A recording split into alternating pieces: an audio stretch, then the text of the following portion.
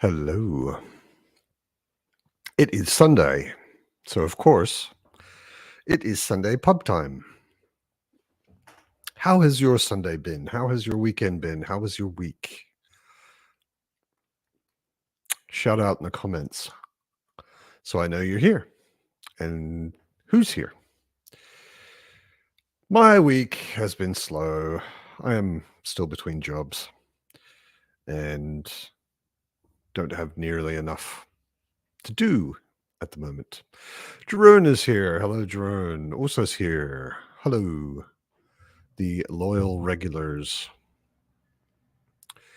Good to see you. Oh, my monitor is wobbling because Fitz is rubbing her face on the edge of the monitor. Caroline, hello. No. Fitz has two modes. Sometimes Fitz is very dainty and will walk across my desk very carefully, avoiding stepping on anything. And then she has klutz mode where she will just walk straight across everything and not care. And she just walked across my keyboard and started tapping keys. Grumpy Smurf's here. Hello, Anita. Brian's here. Being confused in your book. Which book are you reading? Are you reading Disquiet Gods or Ashes of Man? I think you were somewhere in the Sun Eater towards the end. Jerome is going to Poland. Cool. I have a lot of Polish friends, all of whom I have met in countries other than Poland. I've never been to Poland. I've traveled a lot, but I have not been to Poland. I saw that also last week at school. Very cool. Hello, Chadia. Yeah. Brian's reading Cloud Atlas. Cloud Atlas is awesome, but it is confusing, especially to start with. But it when it comes together, it is so worth it. Stick with it, Brian. Trust me. What's the crack, Rogue? Rogue is here. Daniel's here. Yeah, it's the typical pub hardcore group. I had a moment earlier today. I from last week I finished Boys Life, and Boys Life was awesome. Thank you to all of the people who said over and over again to me that Boys Life is a very matte book because it's a very matte book. You were right, and I really enjoyed it. And I finished it. And maybe because it was really good, and maybe because it was pretty emotional, I was left after it thinking, oh, I have no idea what I want to read next. And I left it for a day or two. I didn't really read much. I read some short stories. And I was very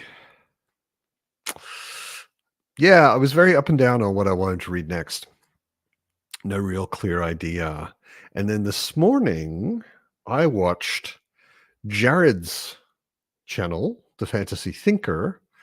I watched him. He had a chat with Jimmy Nuts about Malazan, specifically about Gardens of the Moon. And I have said it a million times. I say it every time anyone discusses Malazan. I say I miss Malazan, and my Malazan reread sort of stalled just before Reaper's Gale, and that inspired me this morning to start a 1,300-page book. Why am I doing this to myself? Good evening, Britain. Hey, Matt, you're bald. Did you shave your head? I do that. Well, I should do that pretty much every 2 weeks. Fair enough. But I left it a bit longer. Like it got pretty long, and I got a bit sick of it. And funny thing is, this was this was this Friday. I was scheduled to go out to the pub and meet a friend who I haven't seen in ages because he's been on holidays. And I thought, well, definitely before I go out to the pub, I want to reshave my head. My face needed a bit of a shave as well. And because it was so long, it's a lot more work for my electric razor. And my electric razor is rechargeable. It's not on a cable.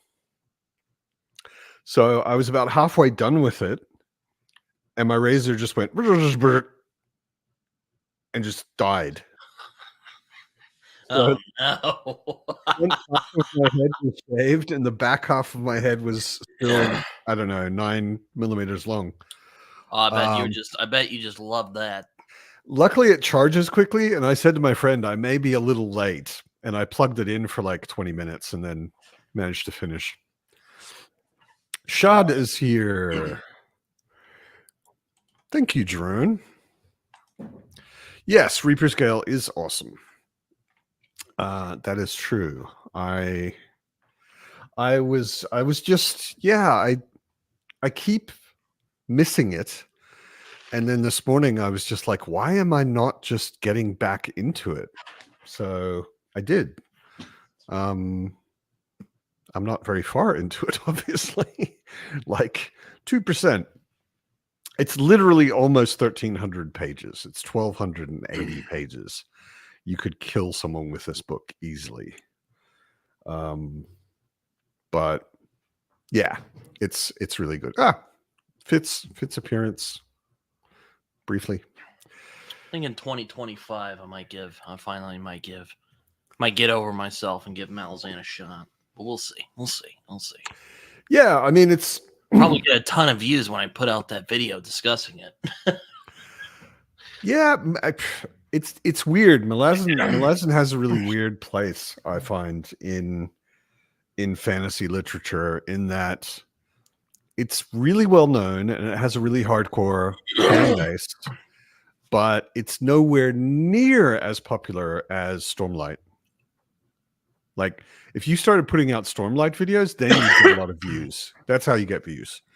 Stormlight, Kingkiller Chronicles, that kind of thing. Do videos on those and you'll get views. Malazan, not so much. I like Matt Kane's comment. I think actually, Matt, it is on the back cover. Stephen R. Donaldson said the kind of epic narrative that you could kill someone with. Yeah. That's right great. There, right there on the back. Yeah. No, he didn't. It is a good quote from him, though. It's the kind of epic narrative that will have you scrambling for more. Yes, Mr. Donaldson, you are so correct. I'm already like, oh, it's so good to be back. It's so good to be back in this world. I've heard Malazan gets pretty dark, though. It's kind of messed up. It's very dark. Do you get like Stockholm syndrome or something? No. I mean, it's one of the things I definitely have to credit Erickson with is he covers some really heavy traumatic shit happens in his books, and all of those particular. I mean, I've known people that got to certain points and were like, "This is a scene I cannot read," but he does deal with all of these things in a very sensitive way. You know, he doesn't shy from putting in really rough stuff in the books, but it also doesn't feel like he's glorifying it or it's suffering porn or anything like that. Well, he just puts it in there, and because they are real things that happen to real people, even if it's only a fantasy book, only, so to speak. While also having dinosaurs with sword arms. Sword arms. Yes. We And like look who else those. it is. Oh, of We course. do like those. It's the main trio of Matt's. Exactly. Cheers. It's the standard Sunday pub on I Screen also Trio. very much appreciate the fact that the first thing I hear is dinosaurs with swords arms, which, sword arms, which we are fans of. In this house, we do appreciate dinosaurs. I do like who doesn't appreciate dinosaurs with sword arms? Like that's And lasers. and fireballs. Yeah. Exactly. You missed it, but I just restarted my Malazan reread this morning with Reaper's Gale. Oh, nice. I And really as like Reaper's Chadia Gale. says, puppets. Psychotic puppets, important to add. That also, yes. Yeah. The funny thing is, like, all the puppets are weird. Yeah. Both, what's his name, Hairlock, but also what's his name, Telemandas, the one in Armies of Ice. That's right. Yeah, he's not exactly a puppet, but yeah, he's also kind of psycho. Yeah. I don't know. Maybe being a puppet kind of is bad for your mental health. Maybe, or maybe being an other consciousness stuck in a puppet is bad for your mental health. Don't forget the Marantz munitions. Yeah. I liked. I mean, it totally makes sense, but Erickson in an interview said that those only exist because he had created, or they had created, a world with insanely powerful magic, and he wanted someone in the book who isn't a mage to have a chance. So Fiddler is a bit magic, but he's not a mage. But he definitely has a chance against dragons and mages because he has extremely powerful grenades. Yeah.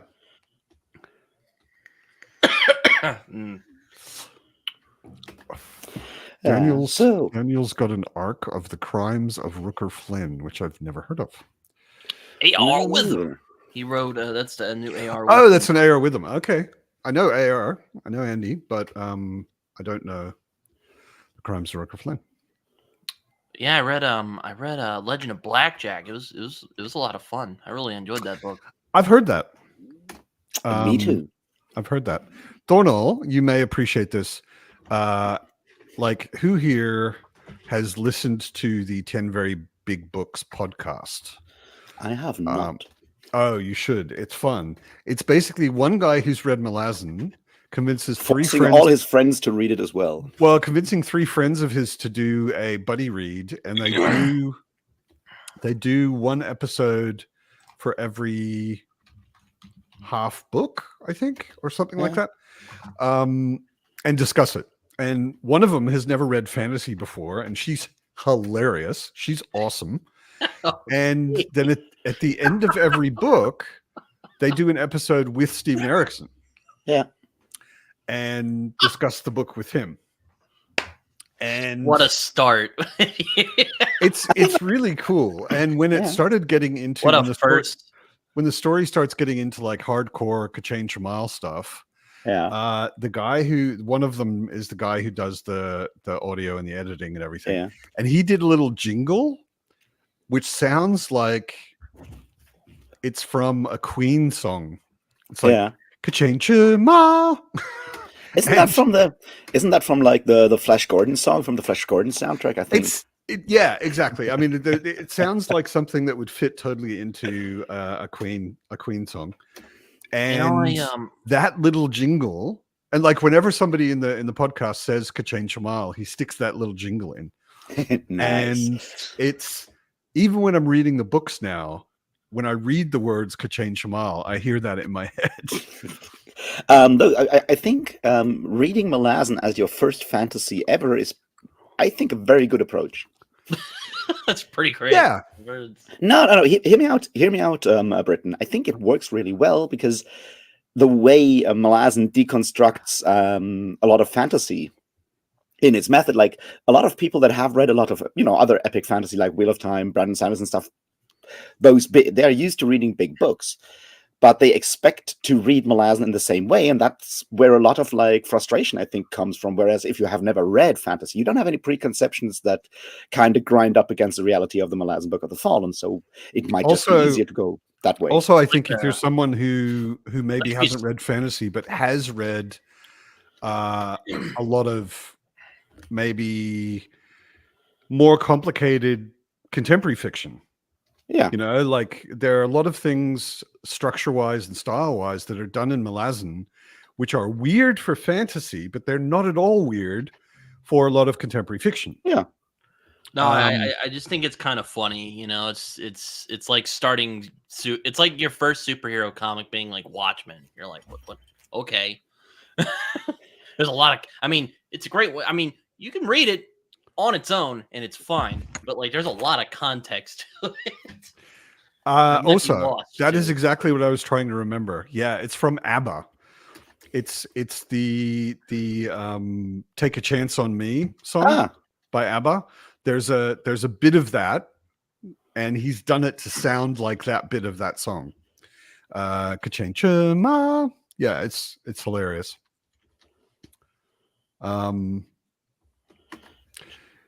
Yeah. Joanna agrees with you. Hello, by the way, Joanna. Yeah, hello. Agrees with you. She reads fantasy, but was mostly a noob when she read Gardens of the Moon, and it worked.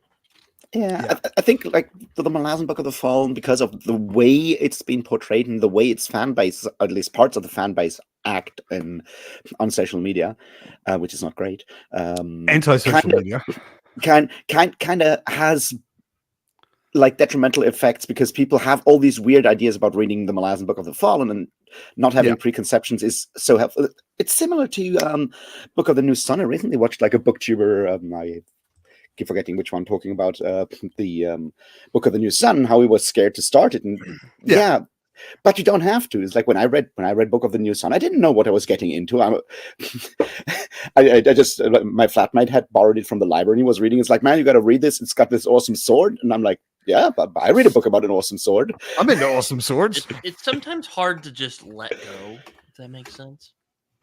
I know I struggle with it sometimes. With what? Oh, you know, when you're reading a book and you just kind of, you know, you want to, because when I read, I kind of like to think of it as a puzzle that I want to solve, and I've heard Malazan is not that. That's my biggest advice. That's kind of the thing. It's hard to kind of let go when you're, you know, used to reading that way. That's my biggest advice with Malazan, is to let go. Well, no, to read it as if you're reading a mystery novel. So there's nothing wrong with thinking about what is going on and trying to figure it out. But when you read a mystery novel, you accept going into it that you're not going to know everything until the end. Yeah. Right. That you're going to pick up clues as you go along and have your theories, and you may be right, you may be wrong, and whatever, but just read it. Yeah. You know, it's something I've been thinking about a lot. I always blame Brandon Sanderson. Well, in this case, I don't necessarily blame Brandon Sanderson, but I think the Mistborn novels and books that he has written, and a lot of other people have written in his sort of like wake, have this weird completionist things. Like, there is a definite answer to any question within a Brandon Sanderson novel. And I always blame video games for that, because video games are by definition finite, right? Because someone has to hard code the whole damn thing. So like a video game, you can go and click on every pixel in the whole thing and get an answer. And the way Brandon Sanderson and some other newer authors build their fantasy worlds, it's the same thing. You can, and especially with Sanderson being so active on social media, right? You can ask Brandon Sanderson about every individual person in the Cosmere, and he will probably not go, I don't know what's up with that. Because he has planned it all out, and that has carried over in the way people read books. Unless you know, Steven Erikson has often enough in an interview said, "Oh, I mean, we put that character in, and he's connected to this, but I don't really necessarily know more than that." You know, he couldn't give you a lecture on it. I always imagine Cosmere books, and I've read the first Mistborn trilogy, and I've read some of Stormlight. Yeah, I always imagine them in my head, and I'm a very visual, imagination visual reader. I always imagine them as cartoons, or anime, because everything's simple. You know, everything's simpler, and it's got clear lines, and it's well defined, and all of that, and it just doesn't. I have a hard time imagining Sanderson's books as Yeah. live action Yeah, I because think it all like just seems simplified. It's for not me, real. what I found interesting is when I read Wheel of Time, and there's obviously the shift when Sanderson took over after Robert Jordan died. And the main thing you can see, or like the main part where I noticed the shift in writer, because Sanderson does a great job of writing the same prose style as Robert Jordan, which isn't too hard, but it's a very straightforward style. But the thing that changed is his battles, and that's where I see the video game influence, because Brandon Sanderson battles are always 3-dimensional, whereas Robert Jordan battles are usually like on like the same plane.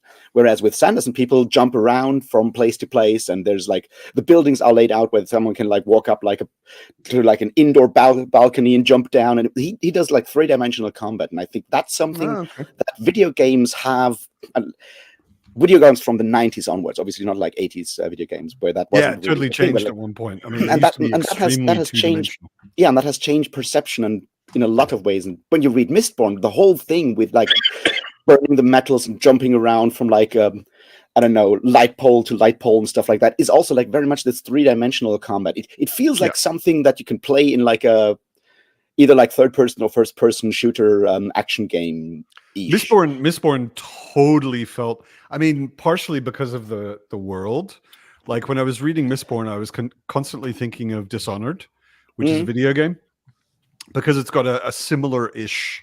It doesn't have the magic system in the way that Mistborn does, but it's sort of not medieval. It's post-medieval. It's more like, I don't know, 18th century feeling or something like that. And it like the whole time I was reading Mistborn, I was just thinking this is a video game. And I'm actually, I mean, Sanderson must have something against video games, because the fact that no one has made a Mistborn video game by now stuns me. I think he likes video games. He's made videos on his YouTube channel talking. I know. I mean, he's done Elden Ring videos that I've seen. But what it like? I don't know. It's such an obvious setup for a video game. Like maybe no one wanted to pay the license fees. I don't know. It could be crazy big license fees. I think, like on the other hand, like I keep forgetting who it was, but there is a tabletop pen and paper role playing game for Mistborn that came out fairly early. Yeah, I mean, comparatively, a lot less work as well. And a lot less money. Like pretty much a guy in his basement can create a tabletop game. And it kind of what Erickson and doesn't cost that much. Guy Esselmont did, wasn't it? That's how Malazan started, wasn't it? It started with them playing D&D. I mean, they didn't create a role-playing game. In fact, in the role-playing community, it's a very popular question. Mr. Erickson, when are you going to bring out a gaming guide to Woo or the Malazan world? And I have a friend who works I have a couple of friends who work in the role-playing industry, and they know some backstory on all of that stuff. And apparently it's been started twice, I think, and sort of fell apart. Yeah. Due to whatever, I mean, the other part is that like the role-playing games industry is very small and precarious. You have like 2 or 3 big players that sort of run like working companies, but like, I mean, even something like Chaosium was very chaotic for a long time of its history. Like a lot of projects fall apart in that regard. Chaosium wasn't really even like anything I would consider a company until like maybe 5-10 years ago. Yeah, my best friend works for Chaosium. He's one of the guys I know. I know. And like I remember, like back in the 80s and 90s and like early 2000s, I was playing a lot of Rolemaster, so I had a bit of like hang out on the forums and so forth for Ironcrown Enterprise, and that's another complete shit show. Yeah. And so I'm not surprised that gaming projects fall apart regularly, because it's a lot of people doing this like on the side and No, it's like the whole industry, except for the biggest game, is purely run on love. Like if this was not, if it wasn't an industry full of people that love making the stuff they're making, it wouldn't exist, because nobody gets paid enough, and it's super chaotic and really difficult. Let me take a moment to say hello to Anthony, who says he usually catches this on replay, so it's nice to be here live. Hi, Yeah, and Anthony. hello, It's nice Ida. to have you here live. Hello, Ida. Good to have you back. Yes, you missed most of the Malazan talk. The Malazan talk started because I just I just restarted, or not restarted. I continued my Malazan reread. Started Reaper's Gale this morning. Hell of a prologue, and one chapter, I think. It's good to be back. I've missed Malazan. Yeah, I really like Reaper's Gale. Obviously, I like the very specific like treatment of both rampant capitalism and, not to put a final point on it, fascism. It's really fascinating that Reaper's Gale came out like 2 months before Lehman Brothers collapsed, which is very poetic, like prophetic in a sense. I mean, obviously, you know, it didn't take geniuses to understand that like parts of the banking system would collapse sooner or later, but it's neat timing, I guess. Yeah. No, Ida, Silchus Ruin is not kicking ass yet. He is briefly mentioned, but not actually in the prologue, and he is not in the first chapter. The first chapter is setting the scene with the Patriotists and in Lethrus, and a little bit with the All and all that sort of stuff. I mean, the whole first part is all the Red Mask stuff, I think. So mostly the Red Mask stuff. Silchus starts kicking ass, I think, at the beginning of book 2, the one that is called The Wanderers or whatever, the sub chapter that is mostly about Cern Pedek's journey. Yeah. That's when he just like goes and kills a bunch of people. Yeah. Tehol, yes, I'm with you, Chadia. Tehol and Bug are two of my all-time absolute favorite characters in the entire series. I love Tehol and Bug. Yeah, it's definitely so absurd. Yeah, but it's definitely all better than what I'm reading these days, though. So count yourself. And here's Ida with another hot take. Clip is pretty cool too, but she says so I hope she's joking, because Clip is a fucking asshole, and someone should have put a hole in his head much earlier. Yeah, I mean, I kind of mentioned this in the comments, but it's become kind of a running gag on my podcast recently, where I keep telling people, like, come on, Malazan fans. I'm calling out the Malazan fans. You guys need to promote your book better. Talk about the cool stuff. Don't talk so much about how difficult it is. Talk about the cool stuff. People love cool stuff. All right. There are flying cities. There are dinosaurs with sword arms. There are dinosaurs that choose lasers. Are you not intrigued? There are numerous immortal races. There's an entire race of people who are undead. Let's not forget there's like this really annoying smartass guy that just drinks tea and pops up everywhere. Was that like a Tom Bombadil character?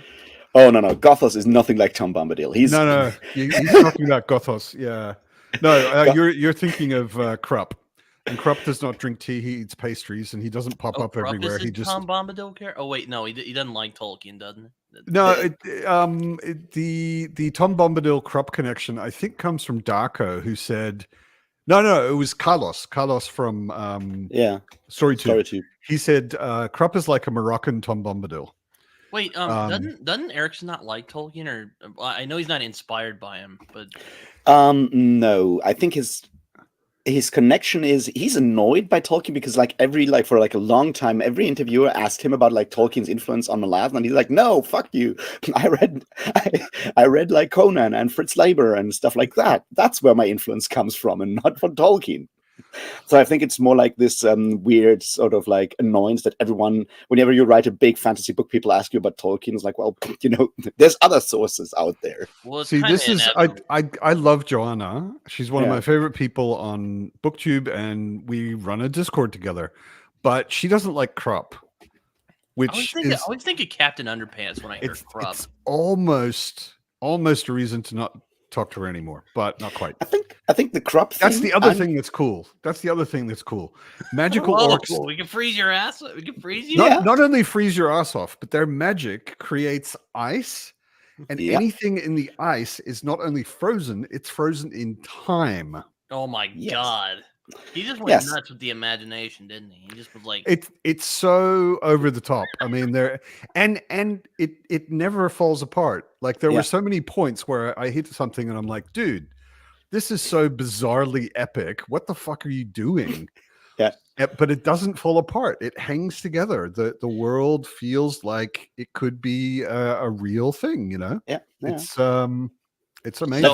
Let's not forget about like the dudes in full body kaijin armor that fly on huge flying insects and drop bombs on people. Dragonflies, giant dragonflies, and drop bombs, and nobody knows what they actually are. Yeah. The guys, I mean, nobody knows what the guys are. They wear this full body insectoid. Well, I mean, armor. don't you find out in did. isn't that like explained in either Orb Scepter Throne or in the Malazan Book of the Fallen that their connection to the Barghast and to the what they're is that called? what Memory of Ice is a reference to? Those orcs with the who can just freeze you? Yes and no. Yeah, I mean, partially. Oh, okay. Yeah, there's more to it than that, but they are related.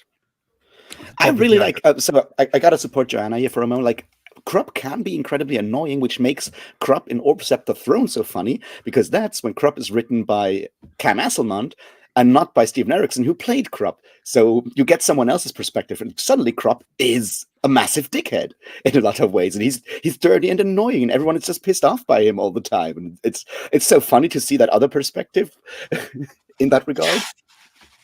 Yep. Yeah, no, as far as I always try to say to people, if I'm trying to encourage someone to read Malazan, I try and say, read it like a mystery. Don't expect you're going to understand everything from the beginning. Yeah. Just go with the journey. And it's full of epic shit. Yeah. Like there's so much cool, crazy shit happening in it. It is the most creative and best realized fantasy world I've ever read. It's definitely well worth a read. Yeah. So, If you Raph, you've actually met Erikson. I've had an interview conversation with him, and I may have another one coming. Do you think there's going to be an epic poo type essay from him anytime in the future? No, I don't think so. I mean, he's written about the Tolkien thing before, and he's written about other stuff, but unlike Michael Moorcock, I don't think he has that big of an axe to grind. He's just too chill for that, I think. Erikson is an inherently chill dude who is very, very nice. And Moorcock, honestly, is a cranky old man and has been since he was young. Yeah. Like he was born in Britain. I think living in Britain is turning you into a cranky old man at like age 15. But he's by default. He's much more vocally cranky than British people usually are. They're usually sort of passive aggressive, polite, but he's just like rah, rah, rah, rah. He's a grumpy old man. He liked Cake and the Damned, which I also read. It was pretty fun. I enjoyed it. Moorcock did. Yeah. Or Erikson did. Okay. Moorcock did. That's a good point, Ida. She feels lucky to have not discovered the Malazan fandom until after I'd read it. Tori said something recently, which I like. She said, "I'm definitely a fan of lots of things, but I don't want to belong to any fandom, because a fandom becomes like a weird cult." And I very much agree with her on that. Yeah, like I'm a huge fan of Malazan. But I don't need to be like the Malazan fandom sometimes is. Although a lot of people like Facebook. If you stay off of Facebook and maybe Reddit, like my experience of the Malazan fandom and the experience of people that I've recommended, like, hey, read Malazan, has been really good, really positive. Yeah. Like a lot of support, a lot of explaining things, a lot of avoiding spoilers. A lot of encouragement, that kind of thing. It's been very positive overall, but like just in general, I think that's life advice, avoid Facebook, avoid Reddit.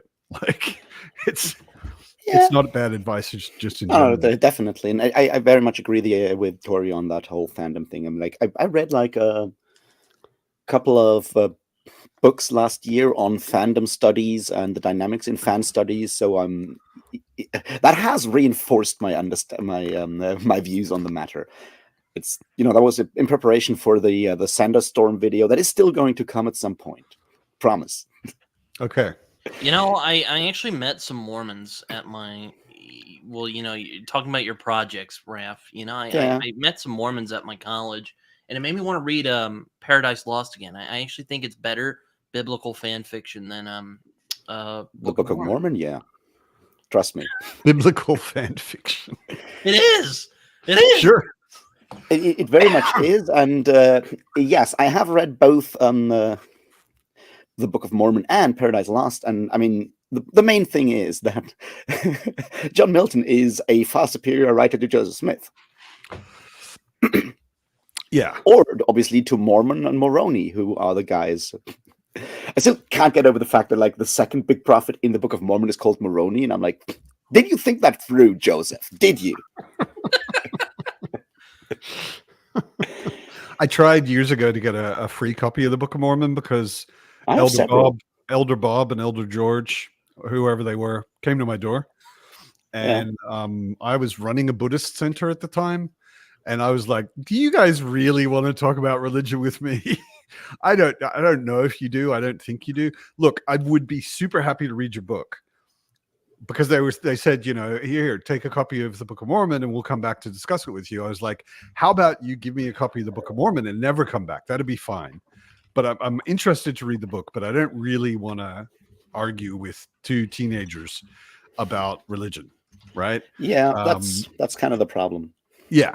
So, but apparently their deal is they're not allowed to just give it away. They have to get a promise that they're allowed to come back. So they wouldn't give me the book. So I very much have 2 free copies of the Book of Mormon. One, I think, in German and one in English. Okay. But I got lucky. Like, on the one hand, I had a friend for, like, as a kid, like, well, young adult, and his mother got really big into Mormonism at some point. So they had, like, copies lying around at home, and she's like, yeah, take one. And I'm like, okay, that works. And then I visited a Mormon temple. Not temple, just a meeting house. Obviously, they don't have that many temples, but like a Mormon culture center in Warsaw, of all places. And we had like a guided tour through their meeting house, and it was really cool and interesting. And I talked to the guys and got them to admit that they are actually followers of the Arian heresy. Okay. Who the hell do you hang out with? You're always like. Like I was at a conference, and it was about religion in history, or like different parts of religious history. So having a guided tour through like a couple of churches and a Mormon center, when there was one available, made sense as part of that conference. And me wanting to talk about Arian heresy is just me being me. Oh, Britain. Let me give you a tip. When Raph is talking, holding up your finger to interrupt him will not help. Oh, well, I'll keep that in mind. You know he's blind, right? Oh man, yeah. always forget that he's blind. So do I from time to time. No, but I was gonna say, I love The Wall, but I think Dark Side of the Moon is a better project overall. The Wall's just a bit too long and a bunch of weird ass shit in there. Just different albums. I love The Wall. That's true. I never really got big into Pink Floyd, because everyone, when I was starting to get into more like progressive music, whatever, everyone I knew who loved Pink Floyd were massive smokers, massive stoners. They were stoned all the time. It's like, oh, man, you got to listen to it when you're stoned. And I wasn't smoking weed at the time, so I'm like, I just don't get it. I just want to become one of those people that only listen to Pink Floyd when they're stoned. Maybe I should reassess my relationship to Pink Floyd. I listened to a lot of Pink Floyd when I was a teenager, because I was a teenager in the 80s, and I was actively rejecting 80s music, or at least the mainstream music. So the way I was doing that was by going backwards. So I was listening to a lot of Pink Floyd and Rolling Stones and that sort of stuff. not taking any drugs at all. Like I didn't start taking drugs until much later. But maybe Pink Floyd sowed the seeds. Maybe my- maybe it No, also I'm was not, just I don't drug take abuse. drugs, and I enjoy Pink Floyd music a lot. That's what I'm saying. Like when I was in high school, I was not taking any drugs. I wasn't drinking. I wasn't taking anything, smoking anything. Mhm. And I Now loved the Pink Floyd. Doors. Oh, I think it might have just been like part of that very specific like late 90s, early 2000s Pink Floyd culture in Germany that it was so heavily combined with weed. And I'm like, Ida makes a good point. Stoners don't enjoy anything unless they're stoned. That doesn't mean things can't be enjoyed sober. Yeah, it's a good point, Ida. My hardcore, like my drug buddies are all from a much earlier time when I was in Australia, and it did after a while seem like they needed to be stoned to do anything, basically. Like if Yeah. they were awake and not stoned, they were bored, and if they were Yeah, awake and stoned, they were bored and lethargic. yeah, it's I have like a couple of people I knew at at high school, and they got really heavily into the smoking, man. At some point, you could just tell how their brain was slowly, just like melting away. Like, Long term pot use is definitely seriously damaging to your brain. yeah.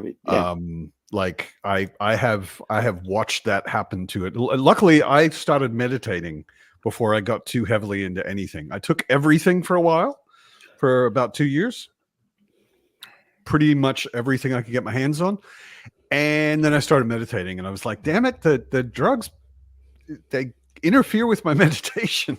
Like if I meditate without drugs, it's much more focused and clear than if I meditate and I've had drugs in the last 2 days, even. The effects last that long. Yeah. So I just stopped with all of the drugs, and that was it. I mean, first of all, John, I know that you can enjoy Pink Floyd when you're sober. I understand that, and I have listened to Pink Floyd. It was more that I didn't want to get into that culture. I was even fine with It's the smoking. fandom again. It's the fandom. Again, yes. It's once again a fandom issue. I was fine with smoking weed, and I was fine with I just didn't want to turn into one of these people. That was sort of like the thing that kept me away from Pink Floyd for a long time. And then I discovered other 70s prog bands that I'm a bigger fan of, like Jethro Tull and stuff like that. Tull was my biggest band when I was in high school. When I was rejecting 80s music, I was listening to the entire discography of Tull. I was a bit into Rolling Stones, I was a bit into Pink Floyd, but Tull was my main one because it sounds like Hobbit rock. Yeah. It very much does that. I got the chance to have like a phone interview with Ian Anderson once, and it was very much an experience. I did not get to ask any questions, but he yelled at me for like 45 minutes about Formula One racing, the fact that that he uses public transport because he's not a hypocrite like Bono and pays his taxes, so he goddamn well uses the fucking trains that he paid for. Wow. It was very much an experience. I can imagine. Ian Anderson was very much. He has very much turned into the guy from the Aqualung cover that was already modeled after him, but he's very much the very crotchety old man. There's a lot of crotchety old people in England, isn't there? I think there's a lot of crotchety old people in the world. No, but like I get that, but like England especially, like they get real crotchety, especially when like Margaret Thatcher gets brought up. They get real crotchety about that. Oh, rightly so. Very few people have managed to ruin a country for decades after their career in the way that Margaret Thatcher has. Maybe, obviously, Ronald Reagan has as well, but she wasn't the most compassionate person in the world. Yeah, that's one way of putting it. Yeah, not the nicest lady at all. Yeah, that's true. Wow. So yeah, like my Jethro Tull experience there. But on the other hand, I got to see Jethro Tull play in a Roman amphitheater in Athens. I never got to see him live. I really wish I would have loved to have seen him live. I mean, any band that's lead instrument is a flute, yeah, it's something you need to see live, I think. Hey, don't knock on things until you hear it. I mean, Genesis, I think. How was I knocking? Well, Like you were Jethro kinda- Tull's one of my favorite all-time old bands. I mean, I wasn't alright. knocking them at all. I was like, that would be really cool. I was about to Seeing a say, dude playing flute live in a rock you band. sounded kind of skeptical there. No. I love that they. All right, yeah, I think I like, misunderstood you there. yeah, Yeah. no. I Yeah. love the flute.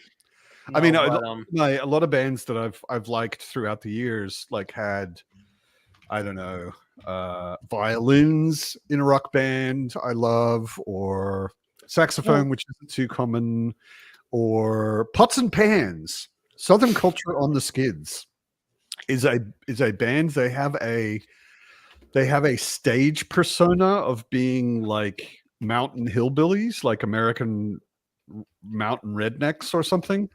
And they actually play pots and pans. Not Nice. only, I mean, they're a normal rock band. They have drums and guitars and shit, but they also throw fried chicken out to the audience while they're playing. And yeah, Southern Culture on the Skids, highly recommended. Super Sounds fun fun. Yeah. music. Yeah. There was like a bit of like a sort of like renaissance of 70s rock like a couple of years ago, more in like the more like doom metal side of things or doom rock side of things. And there's a bunch of bands that use flutes and have like these more like folky elements in it. Daniel just mentioned King Gizzard and the Lizard Wizard. I remember. They're an Australian band and they're really funny. I've never heard of them. I've been out of Australia too long.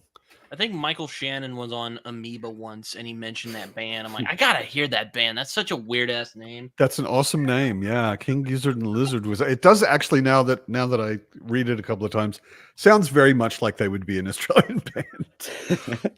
yeah, and they have a flute. Blood Ceremony from Canada has a flute. Very talented woman singing, playing keyboard and playing the flute. And there's a bunch of others. Lizzo can play the flute. Yes, I am keen to continue with Malazan. So why don't we do a sprint? Gods, you're forcing me to read Dan Brown. Are you aware of that? I'm actually not forcing you to read Dan Brown. You are reading Dan Brown by your own choice, and I'm forcing you to continue. But painful. That's much more your fault than it is mine. It is. I can rant about it in the next break after the sprint. Yeah, let's go till 1:15. Sounds good. And enjoy your reading and mute yourself. I'm going to get back into Gog Magog. Yeah.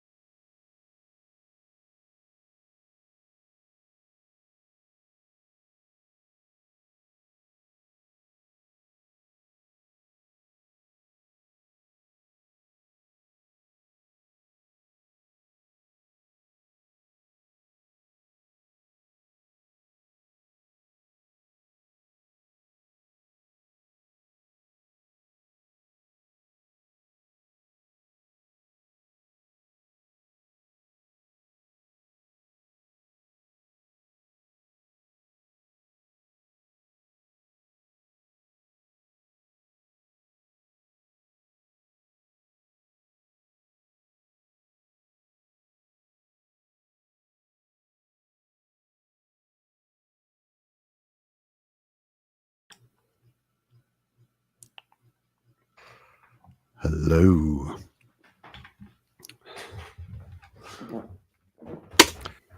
Derry's here. Hi, That's Derry. true. Good to see you. Oops. I didn't check So, that. how far did you get? I finished chapter 1. And That's good. Silchus Ruin does indeed turn up in chapter 1, briefly at least. And Tehol and Bug. Woo.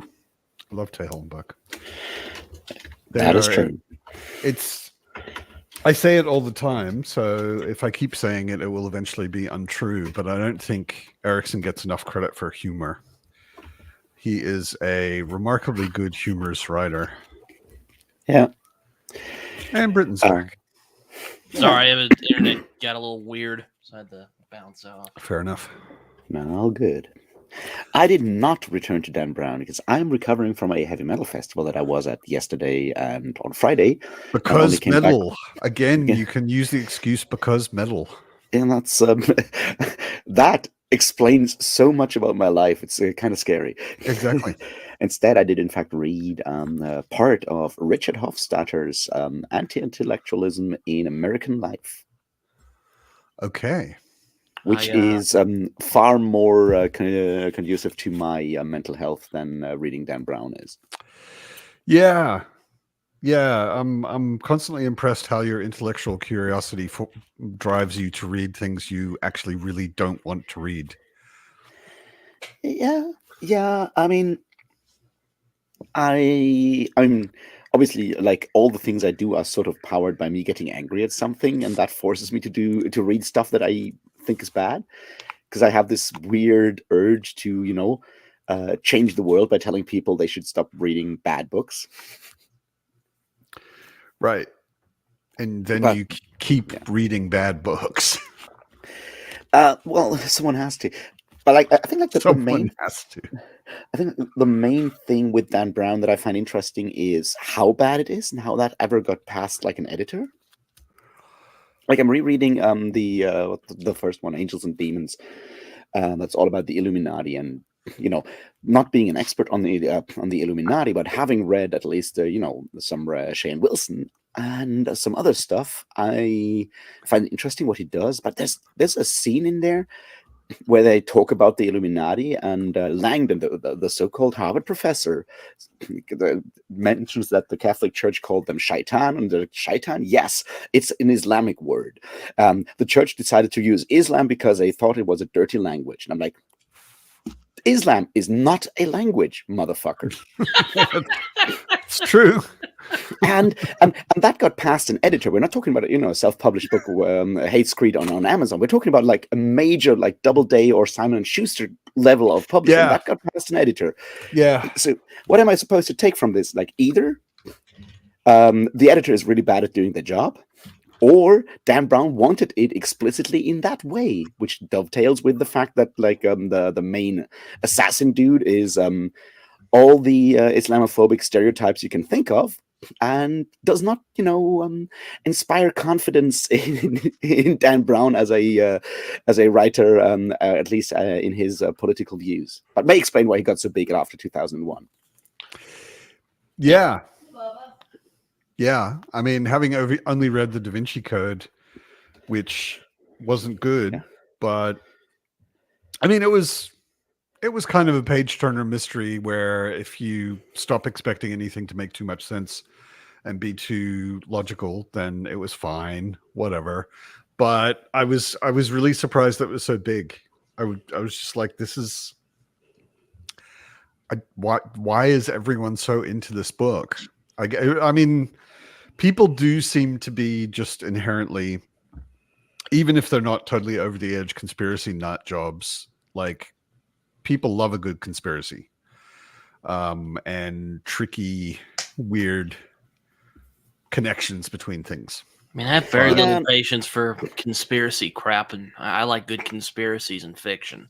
I mean, I think, like, I mean, that's part of kind of what I want to explore with this like current like larger video project, is how late surrealism and situationist international started doing certain forms of mimetic warfare and using conspiracies and contradicting conspiracies sort of like as a leftist or anarchist tactic, which kind of bleeds over into like the stuff that Shane Wilson and the Discordians, Thornley and Hill and so forth are doing with the Illuminati and like the Illuminatus trilogy in the 1960s, and how that then kind of gets turned around by the 2000s into full-on hardcore conspiracy belief and stuff like QAnon and so forth, which kind of, there's a through line through all of that, and that's kind of what I want to explore, and that's why Dan Brown is so important. That's why I'm also going to reread Foucault's Pendulum, and that's where the Hofstadter stuff about the anti-intellectualism comes in, because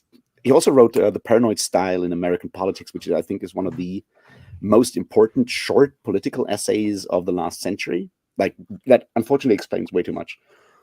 I remember I was talking with Raph on my podcast a few weeks back. I think this was like a month ago now. But anyway, and I was like, God, I was complaining about like Dan Brown and Terry Goodkind. I'm like, I have no freaking clue how these guys got published. And then Raph went on to explain how they probably got published. And I'm like, oh, now I know. But I don't have to like it. And he's like, oh yeah, you don't got to like it. So yeah, fuck Dan Brown and fuck Terry Goodkind. Yeah, all right. I mean, definitive statement on the matter. Yeah, I'm only Fuck going to those read. guys. I'm only going to reread the Angels and Demons and Da Vinci Code, which I read as a teenager and didn't like them back then. And I'm going to read the third one, which is The Last Symbol, because that one deals with Freemasons as a conspiracy, and with those three, like the Illuminati, the whole like Holy Blood, Holy Grail bullshit Covers stuff. everything. In the second book, in Da Vinci Code, and the third one with the Freemasons, covers all the stuff that also shows up in both like Morning of the Magicians and the Illuminatus trilogy. So it kind of bookends that. I can hopefully show how something that started as like an anarchist praxis got then turned around and assimilated by right-wing conspiracies and right-wing populists in the way these things always happen, which is why situationists have the term détournement for that, which not détournement but like recuperation, when the system takes underground activities and makes them part of the system, the same way that punk rock or other underground music genres get like commercialized incredibly fast as well. And that's sort of like what I want to go for, but that means I have to reread Dan Brown and be mad about Dan Brown. Okay. People like rebellion. So Mike, DNF The Vanished Birds. That does not surprise me. No, it doesn't surprise me either. It doesn't shock me as well. He actually did a drunken phone video from his holiday and called it The Vanished Turds. But yeah, it doesn't surprise me. Although he keeps saying it's not for the reasons that people think. It sounds like it was much more of a structure and style thing than it was a political or anything like that kind of thing. But that still makes sense. I expected him to not like it. I mean, I was more surprised that he even tried. I mean, well, he agreed to be in this group. Right, there's a group of guys calling themselves the Quilluminati. Actually, I keep telling them to do the whole Hot Fuzz act. Do the and they're creating, or they're doing it sort of like a little book club where one person picks a book for all of them, and then the next person picks a book for all of them. And I think Brian, I have no idea. Vanished Birds, Brian, or was it John? I don't remember. John, I know John is in it because yeah, I think. Well, I know John's in it, but I just couldn't remember who picked the book. And as soon as I heard that, I was like, oh, Mike's not going to like this. Kadya, no, I have not read The Vanished Birds, but it's from all I can tell, and I still haven't read Spear Cuts Through Water either. From all I can tell, Jimenez is doing literature stuff, and John picked. I will not say anything about Mike, but he doesn't strike me as someone who reads complex books or books that use complex words or structures or anything complex. Yeah, Derry just said it. Mike struggled with Hobbes, that puts him in the likes easier stories group of readers. And yeah, no, I've never heard him talk about anything that had an experimental or more complex kind of structure that he was super into, you know.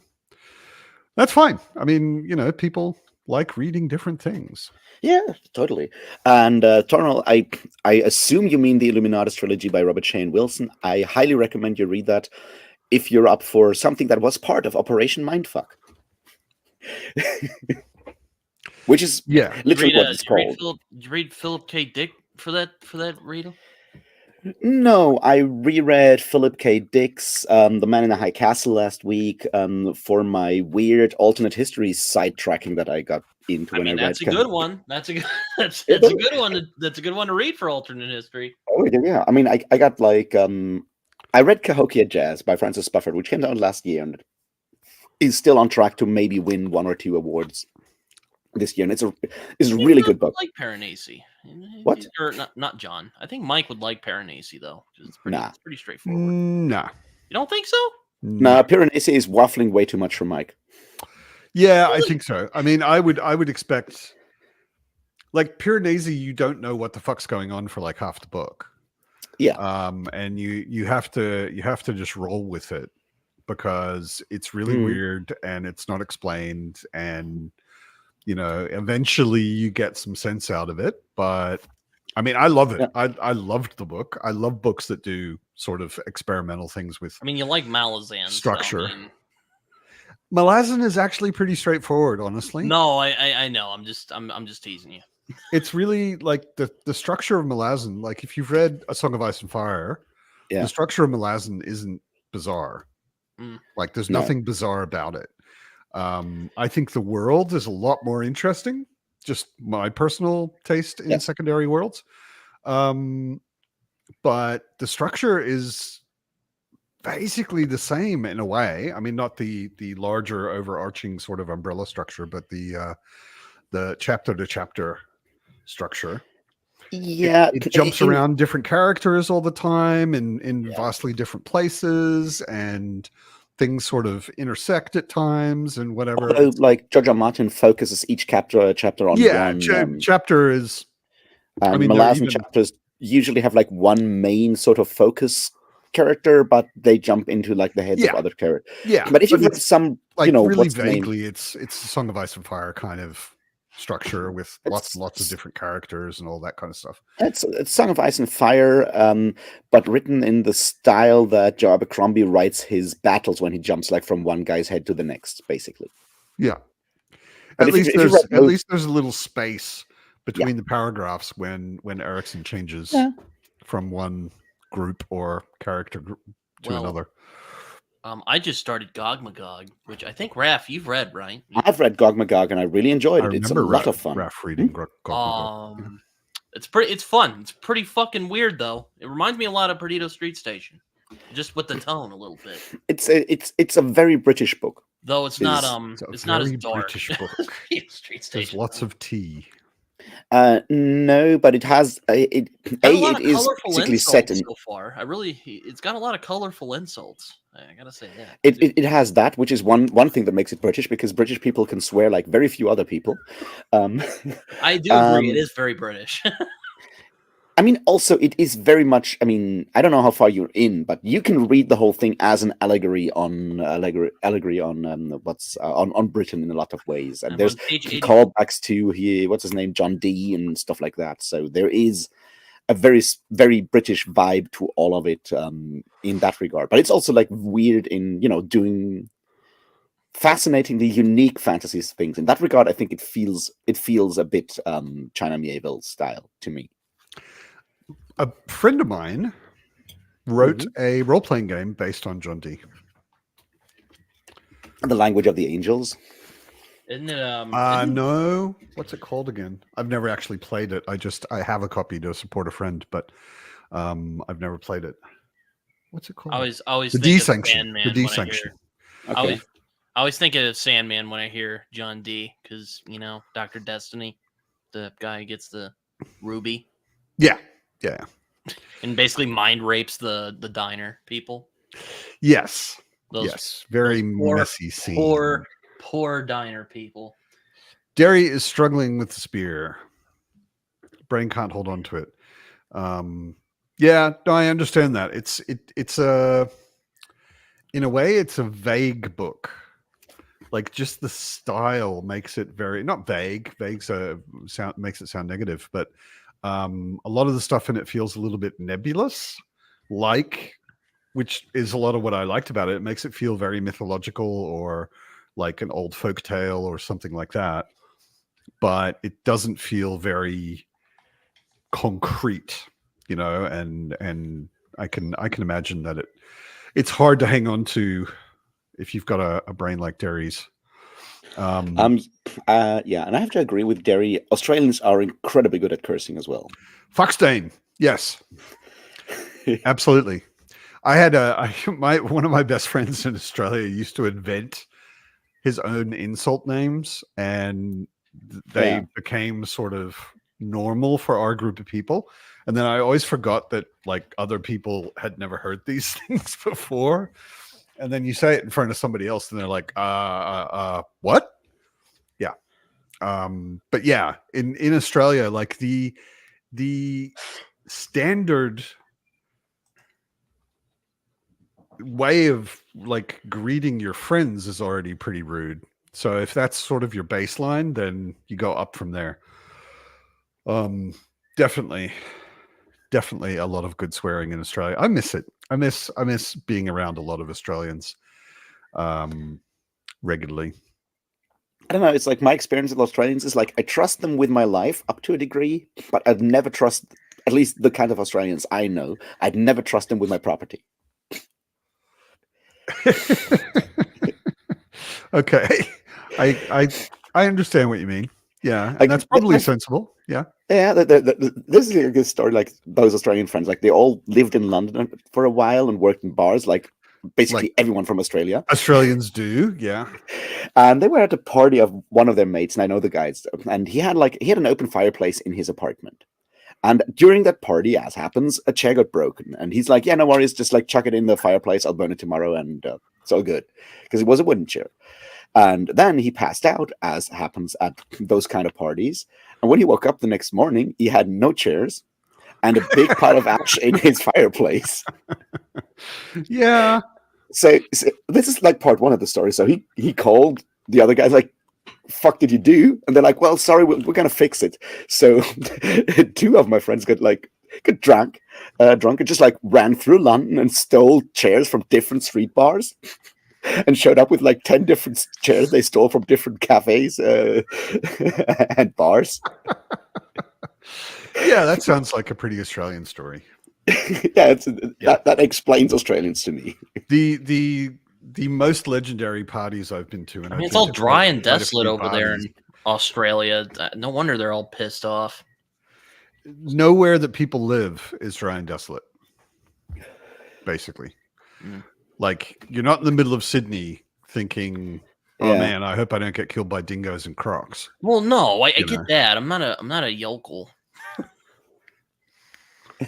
No, but yeah. But like, that dry heat, I bet drives you fucking crazy after a while. Dry heat's the best. I think like Australia is like what happens if you take all your undesirables, criminals, and general layabouts and just ship them to one place and let them interbreed for like 2 centuries, and that's what you get. And let them be run by corrupt cops. Yeah, like I read they not only sent all of the prisoners, they sent the worst soldiers to be police. So Australia is the place where you send all the scumbags to. It was. What could possibly go wrong back in the day? And it has in a way indeed defined quite a lot of the culture. Yeah. Yeah, Derry, you're right. It's very much a who the hell cares about propriety kind of thing in Australia. Like another stories like from my mates, they're all from Wollongong, which is close to Sydney, sort of. And they had like a rainstorm, like the one every century kind of rainstorm, and it flooded like one of the town's pubs because it was in a cellar, and obviously there's like not a lot of like drainage or anything because it never rains there normally. So all the beer kegs, all the beer barrels got flooded out into the sea, and then the next tide, they all washed up on the beach. So large parts of the town congregated on the beach to take those Yeah, and just like started opening those barrels, and several people course. got absolutely injured because you don't open a full beer barrel that's been floating on the sea for like 24 hours without, certain pressure problems. Yeah. Yeah, bad idea. But Though I did read Only Killers and Thieves in April, which is pretty damn good Australian Western novel, Okay, cool. which is all about that. if you want to read the best Australian Western novel, read The True History of the Kelly Gang by I've Peter heard that's good. Carey. It won the Booker Prize. I've heard Ned Kelly is a big legend over there. Ned Kelly Tin is Head Ned. like Ned Kelly makes Billy the Kid look like a pussy. I've heard the Like story. Ned Kelly built himself iron armor to Yeah. go up against the cops, and he wore it numerous times in shootouts with the cops, and it's got bullet dents in it. I've seen it. It's amazing. It's why there's a character in the Discworld book that is basically about Australia, the lost continent, and there's a character, that famous outlaw called Tin Head Ned. Yeah, that's. I mean, he was. I mean, there's a good chance he wasn't very smart. Yeah. They were like I mean, poorly when you throw on educated a literal, Irish like immigrant. knight armor and run out and shoot. It cons, wasn't knight armor. It Or, didn't look well- anything like knight armor. It looked basically like a tube made of thick metal for his body, with a piece hanging down over his legs down to the knees, and then a tube with a slit in it over his head. Well, when you it's dress up crazy. in armor and like shoot comps, I don't really think that makes you a very bright individual. No, Either- but that he's implies a still very big foolhardiness. he's still the most badass Western legend anywhere. Yeah. Like That's all of the true. American guys, it's all about like quick draw and everything. Quick drawing against Ned Kelly's not going to help much. Like you Yeah. can Like, shoot him you 3 brought a times gun to before he an gets his armor gun fight. out, but he's going to Bang. be fine.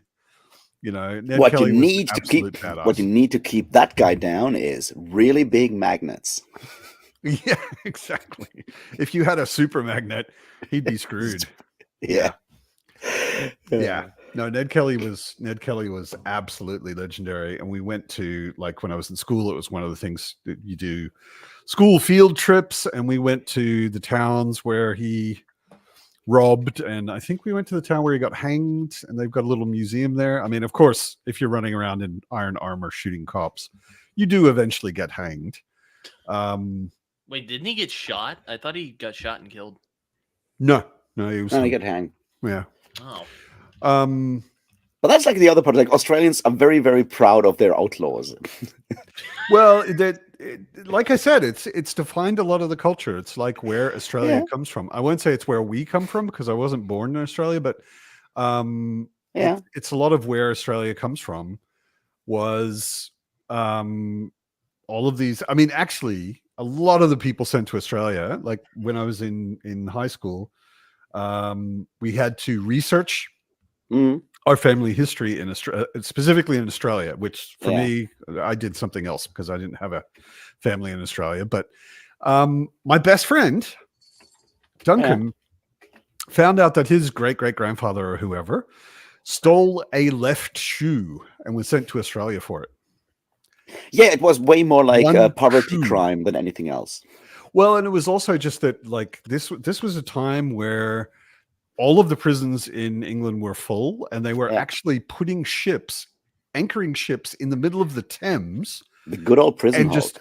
just filling them up with prisoners and bringing Hey, food look, to them they're once doing a that week. again in Britain, but now with like migrants and visa Really? applicants. Yeah, they hired like a couple of like boats and wanted to use them as refugee homes, which it's current Tory politics. They're not exactly the masters of tone to begin with and tone and tact to begin with, but that is like, you sure you want to do that? Damn. yeah. I mean, I watched Furiosa recently, and I thought, man, they must have a particular kind of crazy in Australia because, like, I see the Mad Max films; they're all fucking dressed up like WWE wrestlers. I'm like, good God, they just went nuts in the apocalypse. Other than the first movie, none of those films have very much to do with Australia. Like Mel Gibson is barely Australian, hasn't really been Australian for like decades. He's lived in California most of his life. The very first one, first one is a very Australian film. It is extremely low budget. It was shot in Australia exclusively. Yeah. Like there are no fancy special effects, and it's got a very fuck you attitude, and it's like super Australian. That first one is very Australian, and then I got to see that one in theaters. Actually, at like our we used to have like the classic sneak, which is like sneak preview. You don't know what you're getting, but you're getting like a classic movie from classic being defined older than 25 years or 35 years or whatever it was, and we got to see the first Mad Max movie in a big theater, and it was once again impressive by how absolutely fucking brutal that movie is. Yeah. Yeah, it actually hardcore. It has one of my favorite revenge scenes of all time when he like fucking locks the dude's leg to the car and he's like, "All right, you can cut the chain. That'll probably take you 10 minutes, or you can cut off your leg. It'll probably take you 5." He just fucking walks off and leaves. And it was back when Mel Gibson actually had an Australian accent, so it was a very cool movie.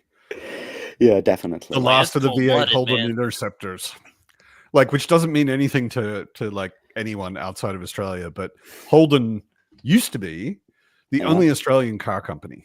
Yeah. And they made really shitty cars, but they were very durable. They were extremely durable. They just wouldn't die. And then I think General Motors bought them. So Holden still exists officially, but it's basically just a branch of General Motors at this point, and they're just. I recently learned about like the Australian practice of hooning, which is just like doing burnouts with your car on the street, which is highly illegal in Australia, and they're fighting wars against it. And because Australians are Australians, someone got arrested for doing gender reveal hooning. Like he put like the powder in his tires to burn out the tires so the blue dust or the pink dust could like get out. So they declared war on emu, and now they've declared war on cars. Emu. But that's pronounce the thing. It like it's got a Y in it. So he got arrested for that, and they confiscated the car. And as a signal to other people doing the hooning stuff, they literally publicly burned the car in front of like the local parliament. So as you can see, well, first of all, one of the key things to us understanding the Australian temperament is the word larrikin. Yeah. Right. A larrikin is basically good-natured, but a person with no respect for authority and doing practical jokes and all that kind of stuff, doing crazy things and making fun of things and whatever. And the other thing is the tall puppy syndrome.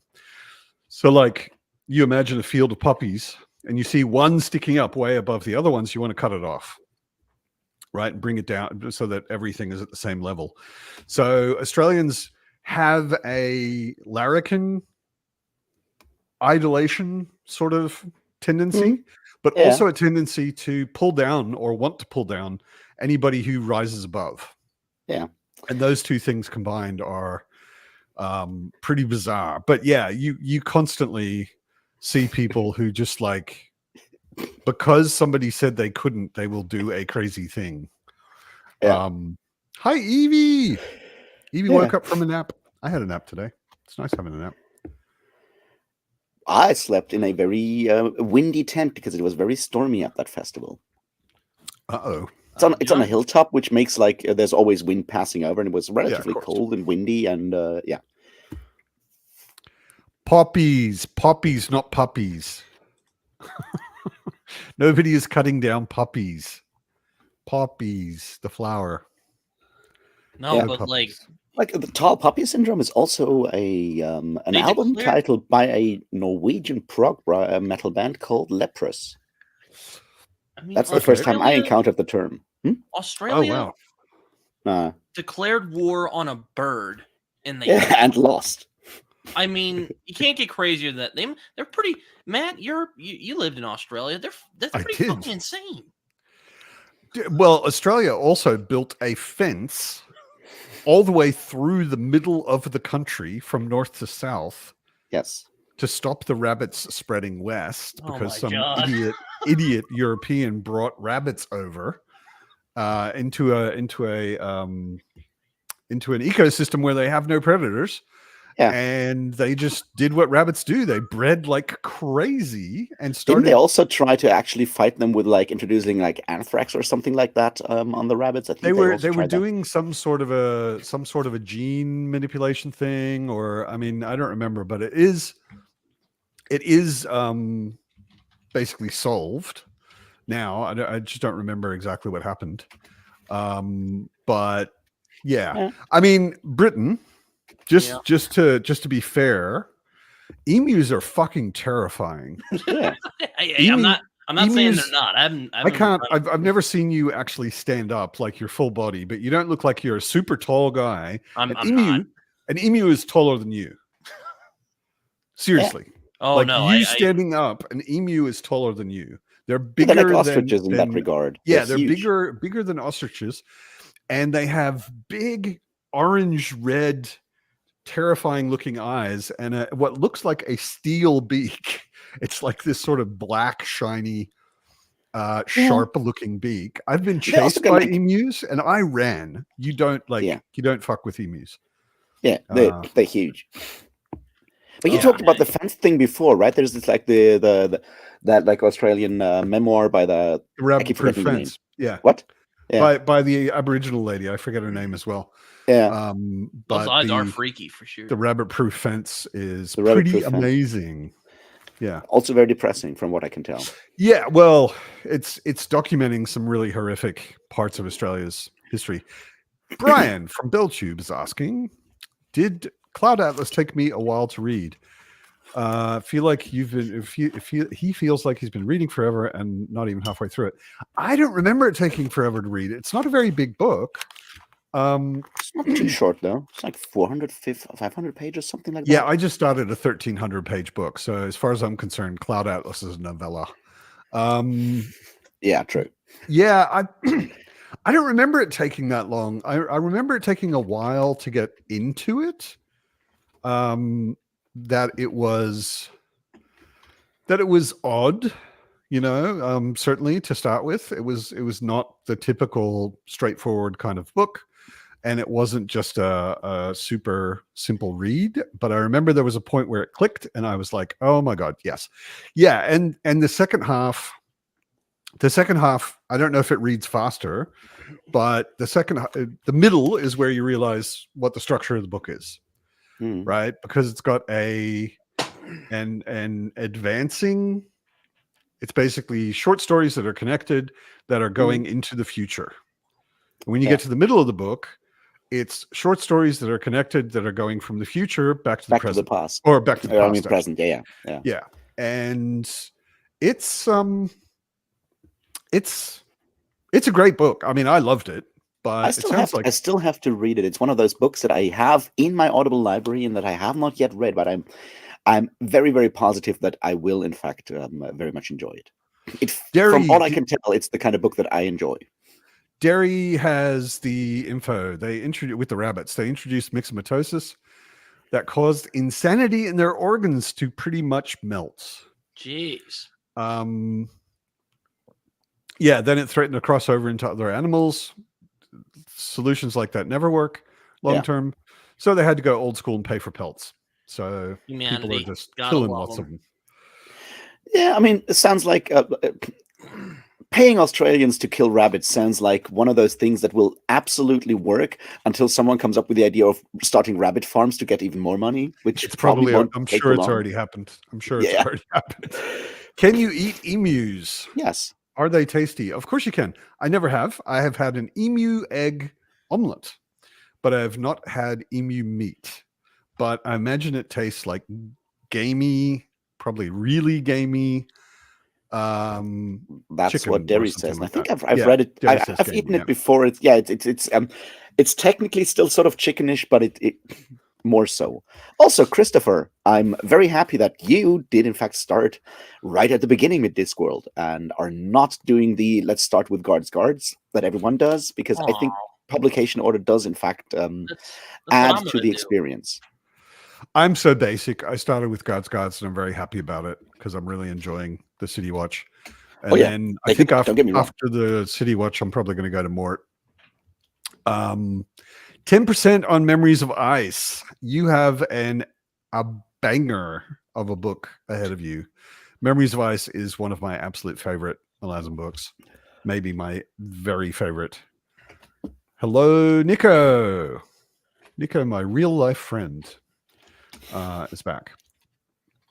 Okay, Brian is liking Cloud Atlas. Thinks you will too, Raf. It's Yeah, I'm just pretty taking sure. him a while. Yeah, it's a really, really interesting. I mean, I've said it before. Some people are not. I am definitely a huge fan of people who are doing something different with structure. Yes. I really like books that are a bit more strange. Have you read in structure? Matt? Have you read Use of Weapons by Ian M. Banks? I have. I've Talking about like interesting read the structure things. first 4 or 5, I think, Yeah. culture novels.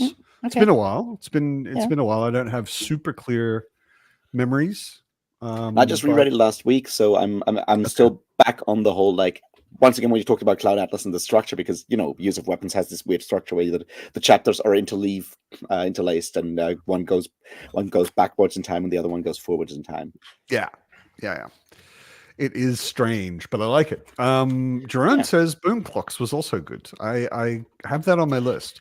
I've heard that. kind of Kadia read forgotten it about and loved Mitchell. it, I think. After reading Cloud Atlas ages ago, I kind of forgot about him, and then recently people have been bringing him up again and talking about Bone Clocks, and I want to read it. Ida is reading Use of Weapons. Wondering if she should have read Consider Phlebas first. Consider Phlebas. I mean, all of those books they build on each other a little, but they're not that connected.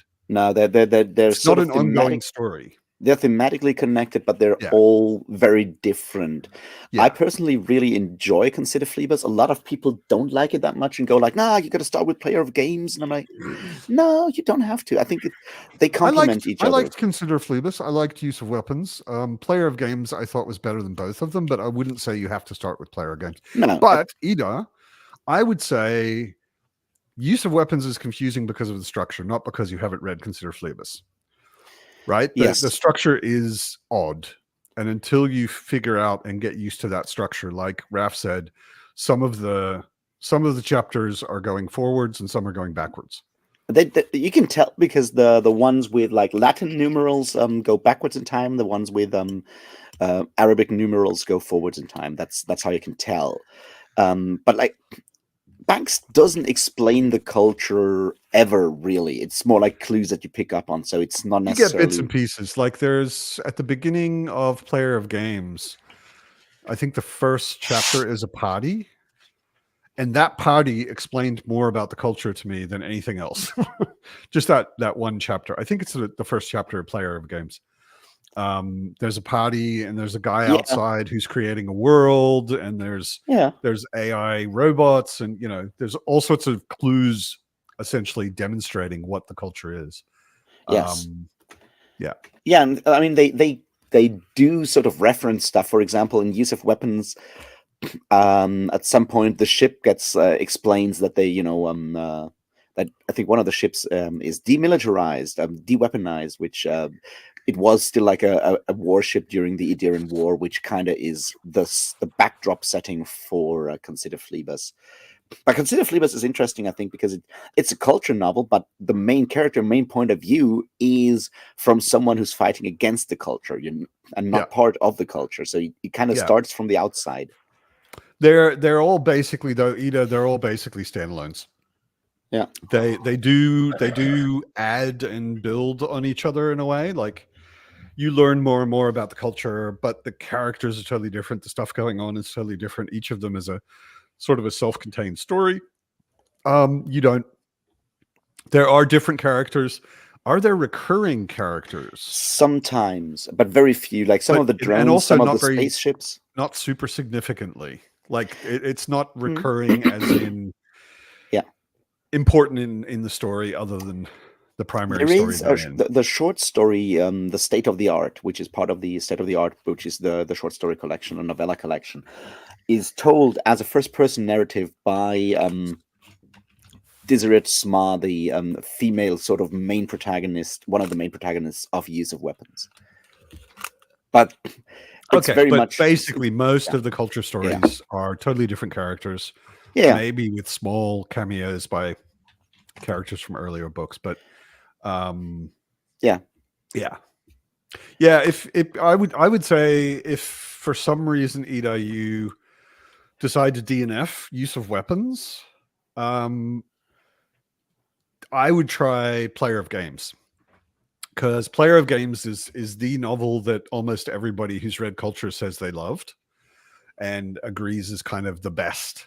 And then if you get really into culture, you could go back and read Consider Phlebas, because it doesn't really matter what order you read them in. I understand that you like the drone, Antisco, because all of the drones and like the human drone interactions are some of the best and funniest bits of the culture. Yeah, in a lot of ways. The robots and the sentient ships as well Yes. are just like, all of the stuff with them is just great. The ship names are so brilliant. The ship names are amazing. I don't remember any off the top of my head. What are some? Just Trying and the Xenophobe, and there's a bunch of them. They're all really funny. Yeah.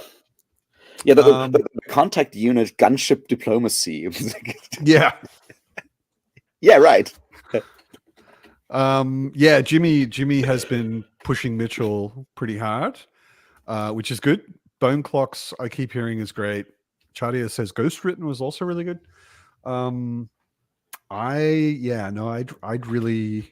I really want to get to Bone Clocks, and I kind of feel like I should reread Cloud Atlas, because I remember my impression of it, but I don't remember the book itself that much. There's the one that I want to read. Like, I haven't read Mitchell. I bought Cloud Atlas back in the day, and then I never got to it, and then it kind of always like falls out of my awareness until someone mentions Mitchell, and I'm like, oh right, I have this book. There's one that he wrote about this like fictional band, 70s band thing. And since I loved Wilding Hall by Elizabeth Hand, I figured that sounds like something I might be interested in. I just can't remember the title right now because, Is it Jacob de Zoet? I don't think so. Okay. Chadia said Jacob de Zoet is her Is next. it the music one? Isn't it called Mitchell like book. Utopia Avenue? I wanted to try that one. Yeah, I think that's Utopia Avenue. Yeah. Chadia says. Okay, Ida is one of those stubborn people who hates herself and can't DNF books. Okay, that's fine. Also, I don't think, Use of Weapons, you won't hate Use of Weapons. It just may, it's like Malazan in that regard, or like Book of the New Sun. It can be confusing at the beginning, but if you follow the story, it will get very rewarding. She already said she's halfway through and it's starting to make sense. Yeah. And it does make sense, but it's a harder book to read. Like Player of Games is very straightforward. Like Player of Games is probably the most accessible one. It's just a straight narrative, Yes, it's nothing funky about the structure at all. I mean, technically, so is Consider Phlebas, but Consider Phlebas has the weird cannibal episode that I think a lot of people really hate. Yeah, understandably so. I mean, I kind of get it, but I think in that regard, that's sort of one of the influences. Obviously, Stephen Erickson has always been a huge fan of Iain Banks' work, and when it comes to like the more grotesque side of humor, I think that's sort of where Erickson takes something from Banks, where you can see Banks' influence on Stephen Erickson, is when it comes to Banks the more grotesque definitely aspects. has a particular sense of humor. Yeah. And it's a very specific, often like very grotesque kind of humor. Yeah, it's sort of like taking Douglas Adams' humor and then making it very, very dark. Oh, I like the sound of that. I love that. So why don't we read a little more? What do you think? Sounds good. Yeah, until past. Yeah, sounds good. Time for some more anti-intellectualism. Time for more Malazan, finally. Cool. God, baby. Yeah. Mute yourselves and see you all in half an hour. Enjoy your reads.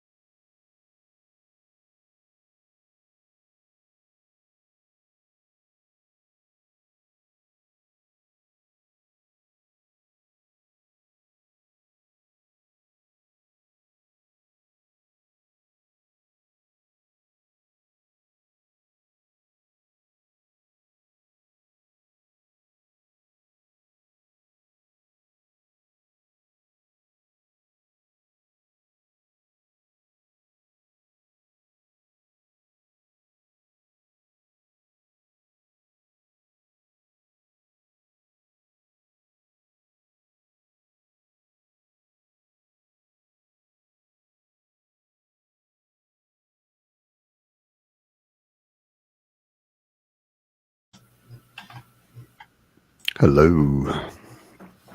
Hello there. Just read some more Gog Magog. Just got a good way into chapter 2 of Reaper's Gale. Damn, you're only on chapter 2? How long is it? How long was chapter 1? 1,300 pages.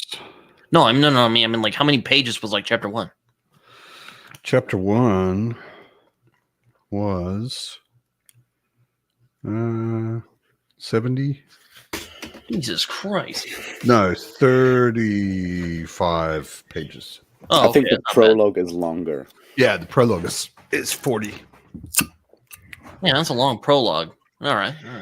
Malazan does have some longish chapters. There's some chapters that Yeah. have like the length of like other people's novellas. Yeah, and that particular prologue is actually basically a collection of short stories that take place over thousands of years. I honestly can't remember the prologue of Reaper's Gale, which one that one was. I mean, There's Kilmandaros and Mail. Oh yeah, okay. Yeah, no, I kind of know. Yeah. I mean, that's the first bit, which is thousands of years ago, and Yeah. it goes all the way up to basically the present time with one of the Letheri commanders having just beaten a tribe of all. Oh yeah. Not one of the overall, like I got in the habit really only from reading Malazan. I got in the habit of rereading prologues. Yeah. Where like I'd get sort of halfway through the book and it'd be like, is this somehow connected to some of that stuff I vaguely remember from the prologue? Let me go back and read the prologue. And then I get to the end of the book and think, yeah, I should probably also read the prologue again. Yeah, and Ida is correct. Gothos and the Finest of Skavandari is in the Reaper's Gale prologue as well. Yeah, Gog Magog's going well. Gothos is one of the cool. Gothos might be one of my favorite Malazan characters. Yeah, And that's not only because he's the Lord of Hate. I find him interesting, but we don't really see enough of him for me to call him a favorite. Have you read the Carcanos books? I have not. Ah, okay. I haven't He's read in those as anything. well. I haven't read anything outside of the 10 very big books, except Knight of Knives. But I'm doing the ultimate reading order, so after I finish Reaper's Gale, I'm going to read Crimson Guard, and so on. And so I won't get to Carcanos for a while. Yeah.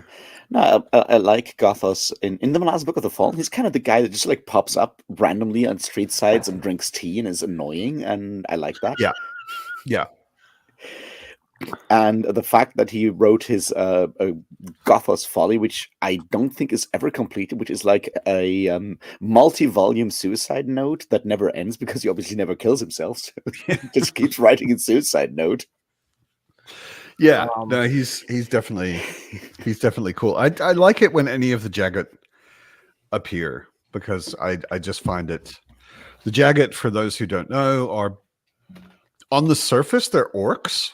Basically, they're sort of green skinned and they have tusks protruding from their lower jaws and that kind of thing. But they're also very basically immortal.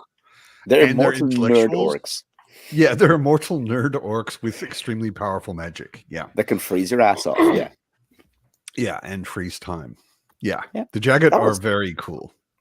That's kind of like interesting because I just read I continued reading the Hofstadter book on anti-intellectualism. Like right now he's dealing with the question of like how to define intellectualism or intellectual versus intelligent and how to explain that, because you need to define intellectual before you can talk about being anti-intellectual. And it's like, yeah, it's kind of hard to do that in a meaningful way.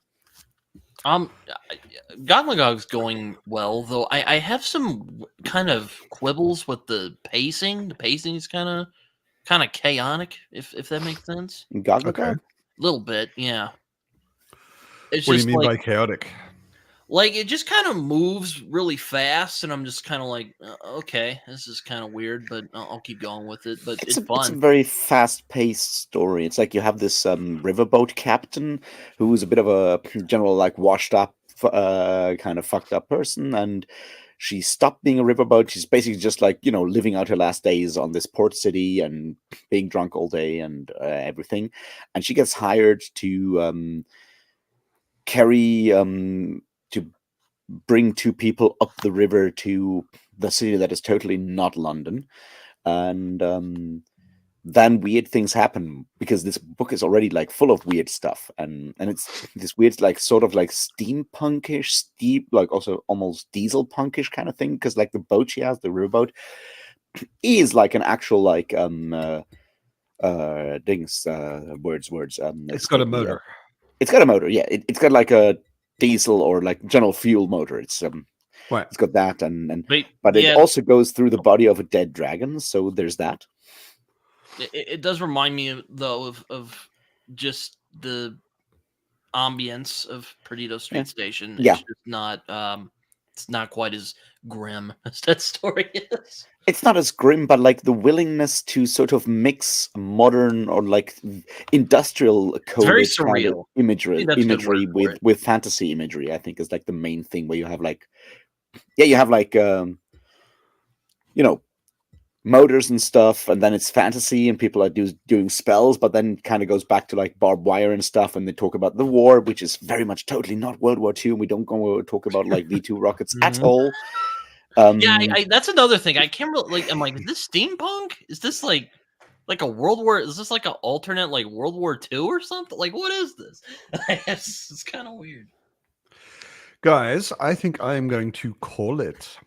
All right. I just want to answer Ida. I don't think we never find out, but from Corcanas, I would say that Gothos is in fact not a Zathanai, but is in fact a Jackhud. Because we know he's got brothers like Hoth and Hood and so forth, and they're his brothers, and they're all Jackhud. So he's Jackhud, not a Zathanai, I think. There you go. Now we've answered that one. Exactly. And no one knows what Zathanai are, except for those of us who have read the Corcanas trilogy, well, the two Corcanas books that are out. By the name, I can kind of guess, but I won't. I don't want any spoilers. I will eventually get there. Anyway, thank you guys for joining me. So I'm not sitting here on the screen by myself. Thank you, everybody in the chat who stuck around this long. I hope you all enjoyed your reading. I hope you all have an awesome week. And I will see you next Sunday in the pub. That sounds like a good idea. And I will not answer the Icarium's mother question, Ida, because I don't know. She